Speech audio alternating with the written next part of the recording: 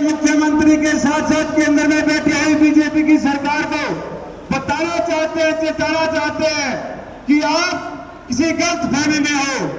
आप हमारे हकों पर डाका डालने के लिए जो नए कानून मंडी में लेकर के आए हैं, जिसके लिए पूरे हरियाणा प्रदेश का किसान आज कोने कोने से जींद की अनाज मंडी में आया है, वो कानून जो लागू करने की तैयारी साथियों कल से 1 तारीख से हरियाणा सरकार के द्वारा तैयार की जा रही है।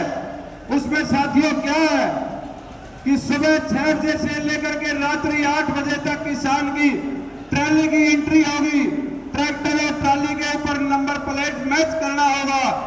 और तीसरी बात है, जो महत्वपूर्ण बात है साथियों, वो हमारी जो बायोमेट्रिक हाजिरी लगेगी वो किसान की वो गेट के ऊपर लगेगी।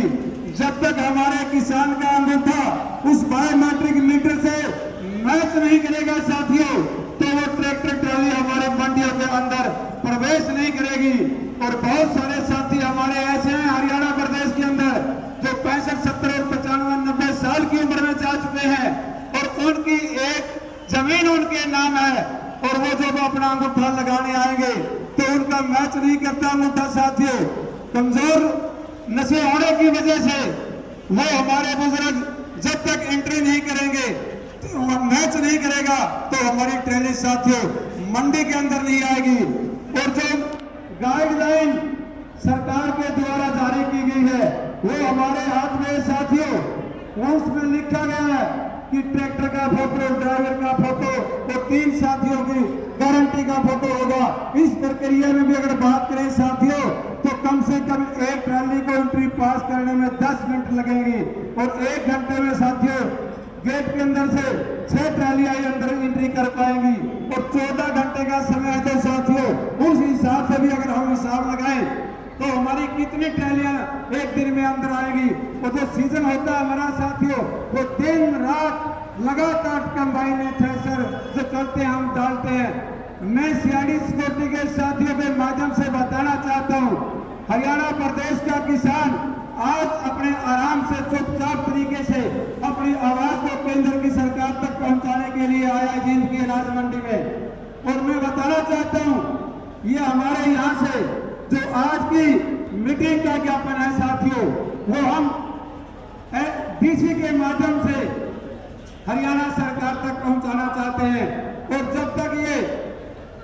जब से हरियाणा प्रदेश का नायब सैनी मुख्यमंत्री बना, उस दिन से लेकर के आज तक एक बार भी हरियाणा के एसडीएम से बात नहीं की साथियों।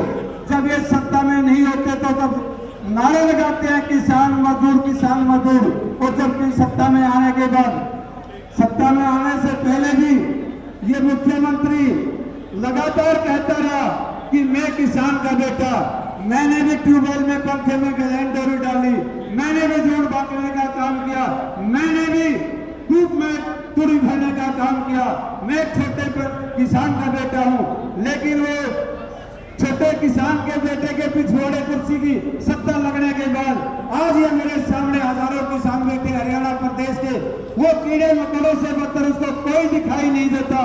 और हम प्रशासन के माध्यम से समय देते हैं डीसी साहब को, 2 बजे तक अगर हमारा ज्ञापन ले या डीसी साहब नहीं आते तो फिर ये आगामी फैसला ये जो हमारा एसकेएम है ये लेने पर मजबूर होगा। हमें मजबूर ना करें, हम शांति प्रिय लोग हैं, अपने घरों से अपना काम धंधा छोड़ करके अपनी आवाज को पहुंचाने तक आए हैं।